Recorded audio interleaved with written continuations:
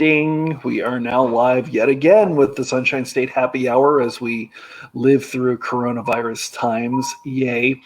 I'm usually not the biggest fan of tap rooms, but on occasion I will come to one that is just absolutely phenomenal when it comes to the selection of beers and the quality of the employees and just the ambiance. And very lucky that Fort Myers has one that embodies all three, which is the Southland Taproom. Absolutely love this place, and my daughter does too. She's actually right next to me. So if you see me disappear on occasion, that's why. We're here with Tommy Johnson, the owner of the Southland Taproom, who is enjoying the coronavirus with the rest of us. Tommy, thank you so much for coming on the show. Thanks, Dave. Man, it's good to see you again. It's great to see you too. Absolutely. It's kind of interesting, but kind of what we're going through. But I will say one thing is you're very active on social media in terms of the tap room and the beers that come in.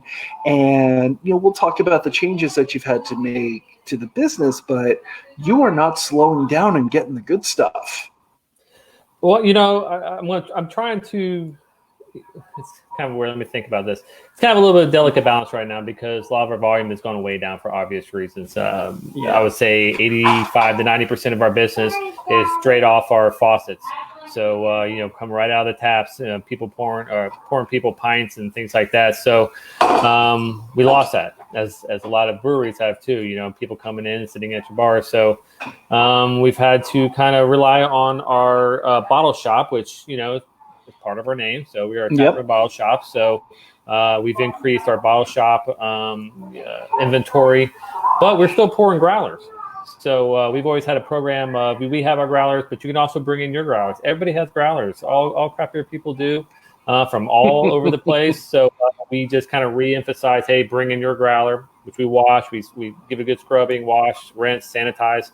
And we fill those, or you can buy some of ours, and we've had to, reorder at least once, and probably will again here soon, depending on how long this lasts. But it's a bit of a gut punch for all of us, And then in the tap rooms, our margins are so thin, and a lot of our money comes from off those taps, man. So it's we have to get a little bit creative on our shelves and get some maybe heavier items, that people are going to want to drink, easier drinking as it gets hotter outside, easier drinking stuff.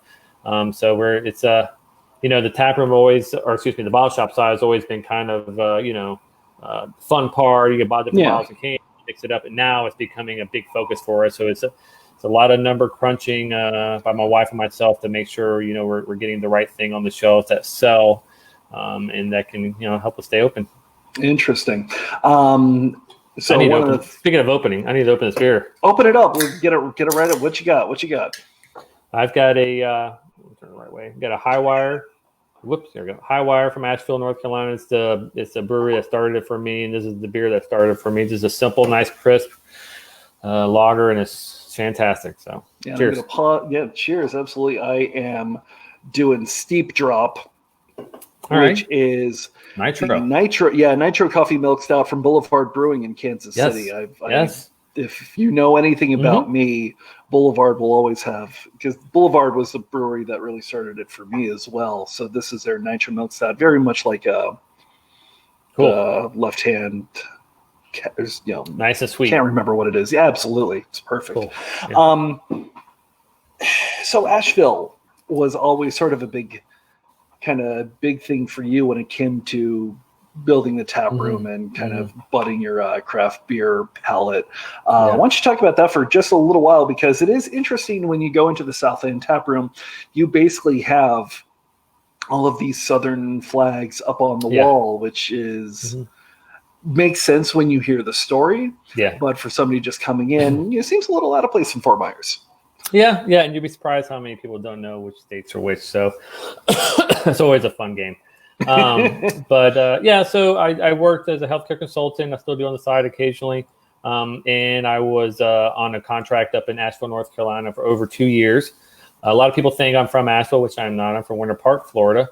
But, I did pay North Carolina state income taxes. I was up there that much. So over that course of those 2 years, you just cannot help but get caught up in the craft beer, community there, and it's amazing. So I was already a craft beer drinker, but not really knowing what I was drinking. The craft beer scene here in Fort Myers was extremely young at that time.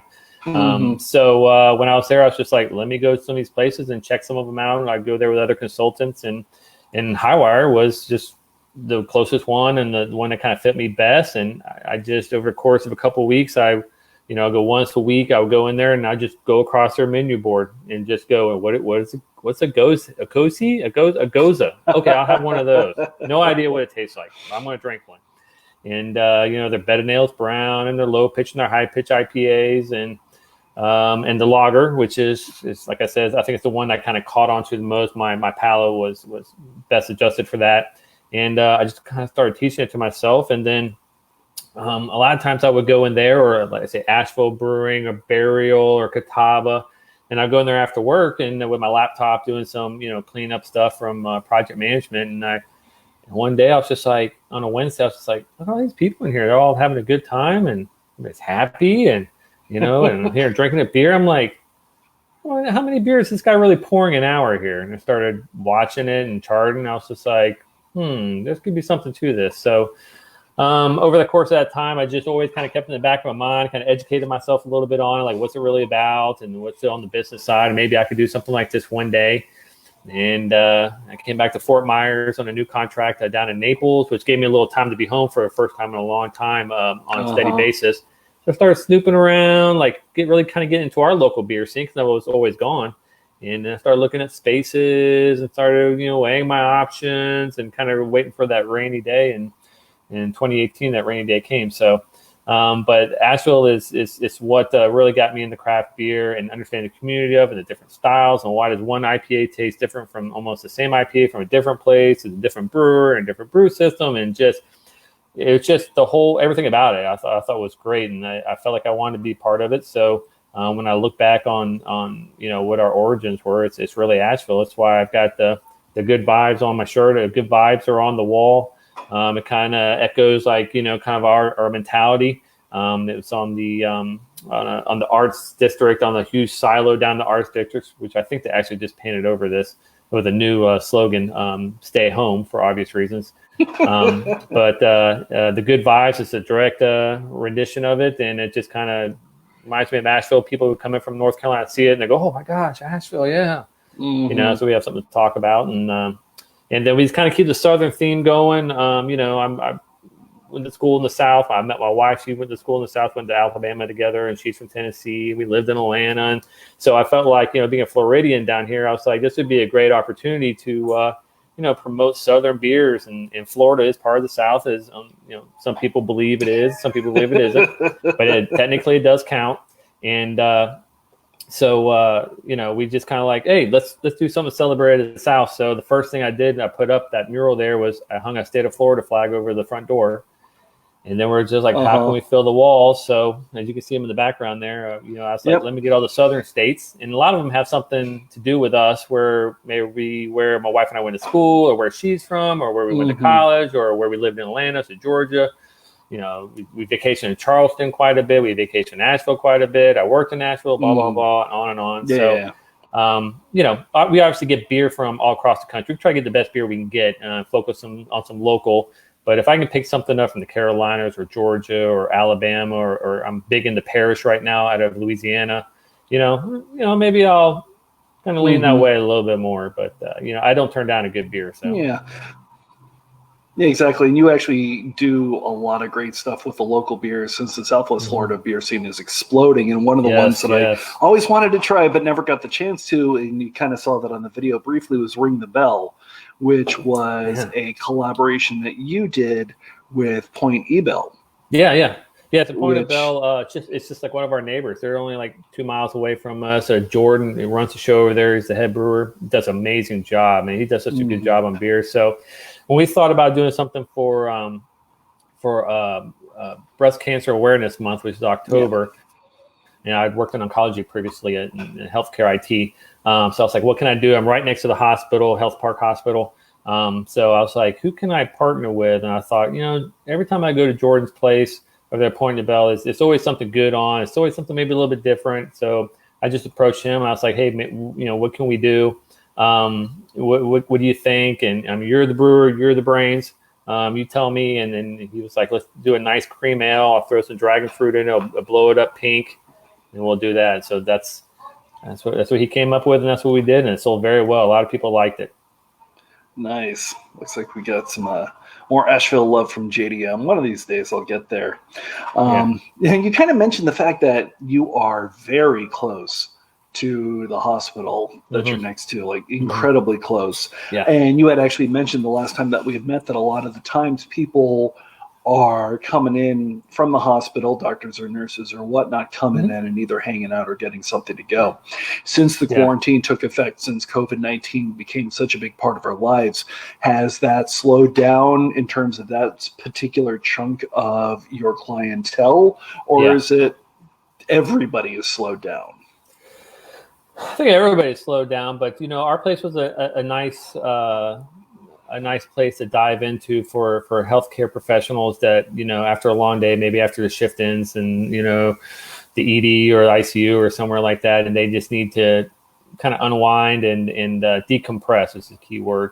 Our place was a nice, chill, relaxed, laid back joint. We got music playing, but nothing crazy. And we just want to get that place for people to come to and right up against the hospital to just kind of get a break. I used to have to do that all the time when I worked in healthcare, and there was always that spot that was close to the hospital, all the different places I worked as a consultant that everybody dove into was a healthcare employee. So we had a nice little crowd going, some of the business side of the hospital and then also the clinical side of the hospital, people coming in. But since, COVID-19 has kind of kicked in and we're all in lockdown, we don't really have like foot traffic like that, obviously, because nobody can come in and sit down and hang out. So we did have a good little one going. Also, people, you see guys wander in, they've got the wristband on. The wife just had a baby. They're just kind of, looking for a beer where they're supposed to be getting something to eat, that kind of stuff. So, or unfortunately, somebody might be visiting somebody who's not there for a good reason.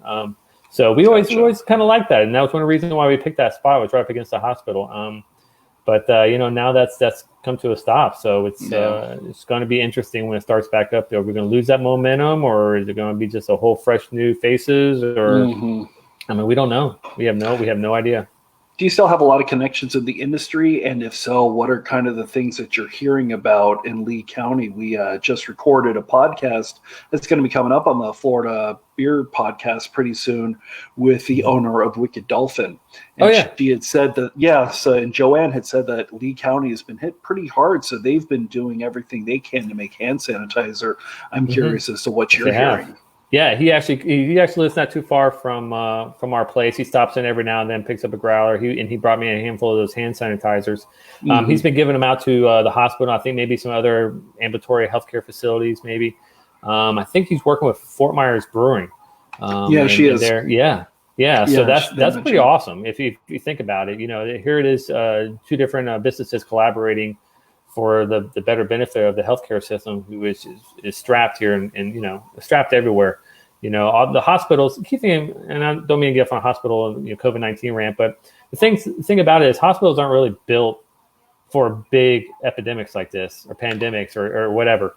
Really, it's kind of like the saying, church isn't built for Easter.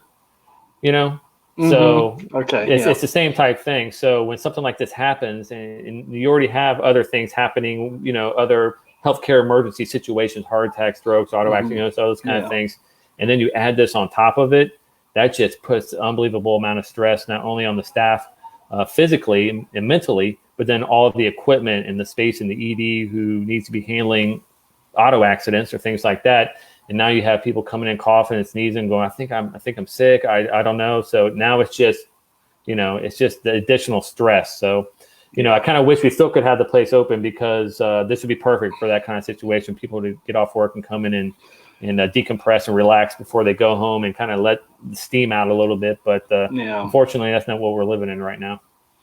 It's definitely interesting, and I was surprised to hear that Lee County had so many cases, or just because especially since our side of the state, there's a lot of New Yorkers and such. Yeah. But really, there's a lot of vacationers that had been there and left that behind.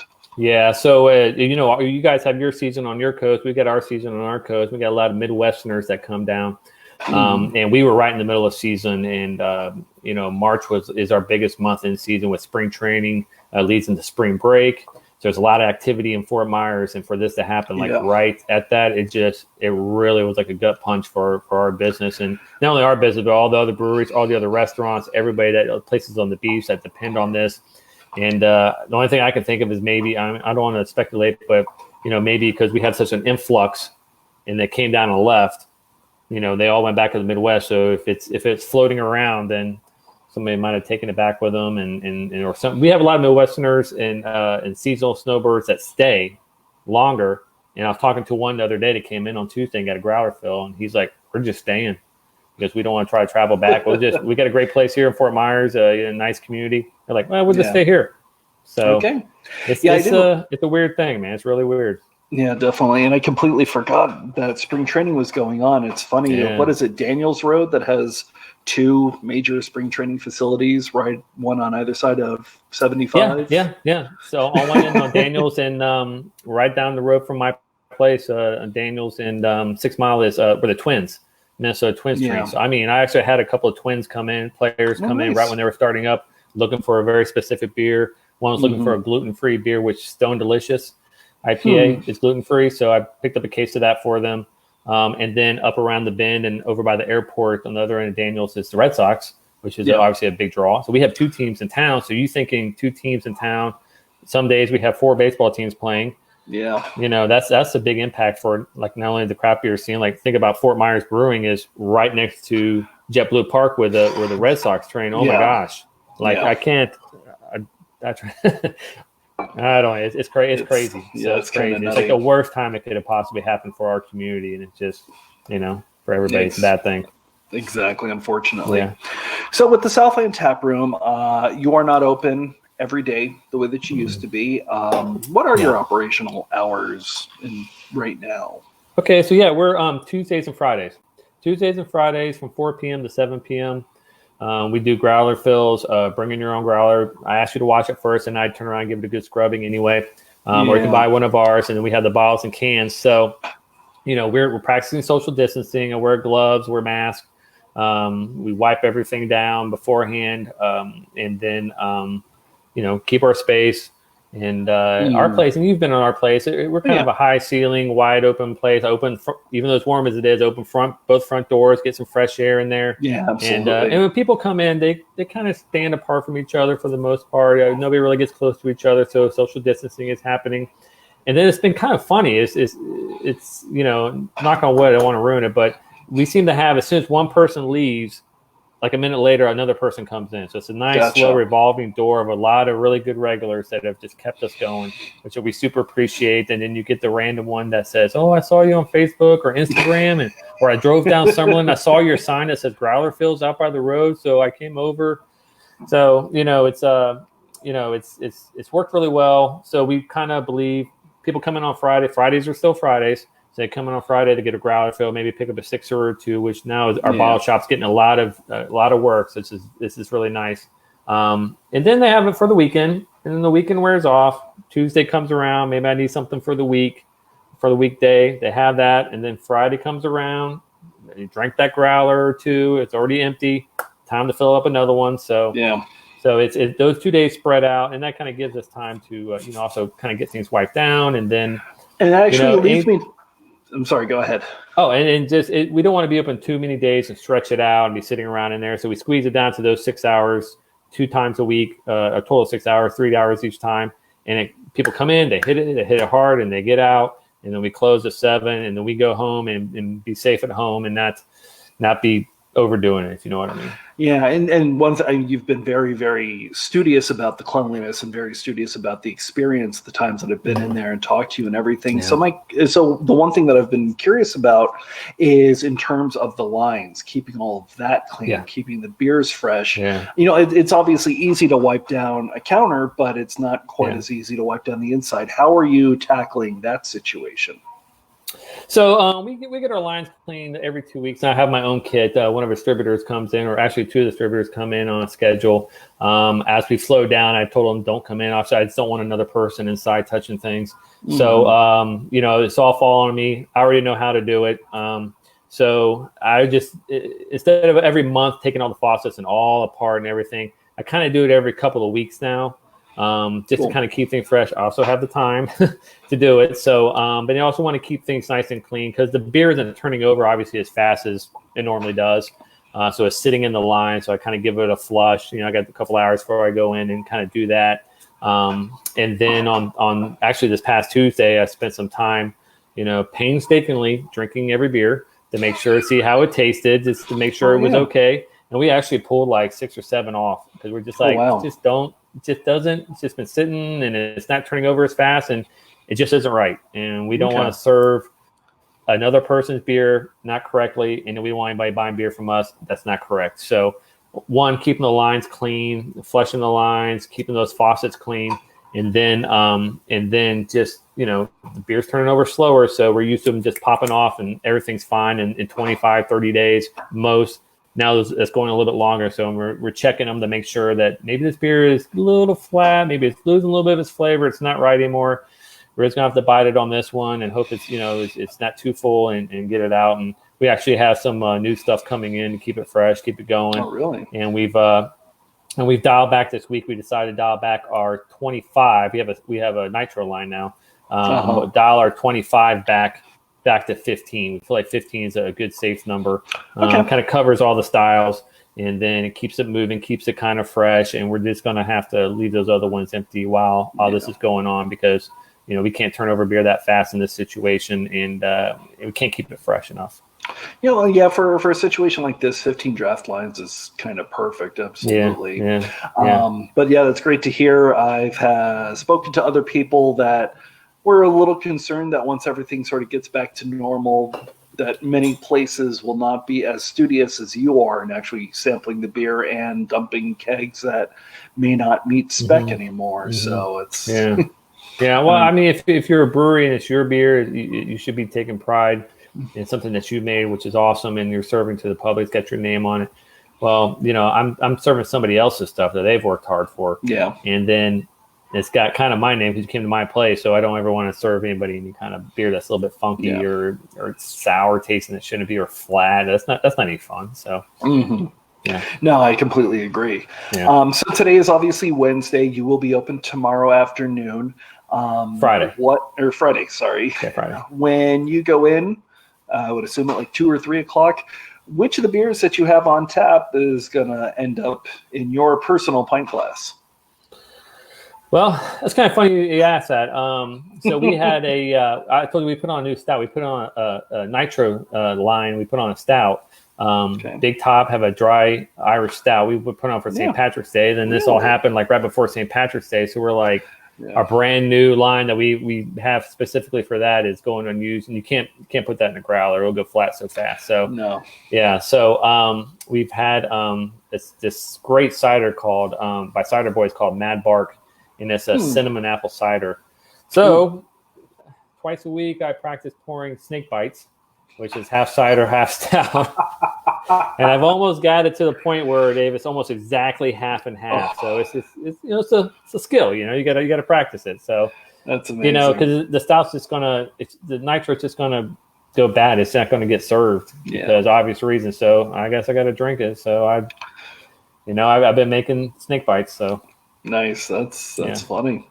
I will leave you with this last question that I'm asking everybody. Once everything gets back to normal, what sort of changes have you seen the beer industry making that you think should stick around and be a normal part of life from here on in?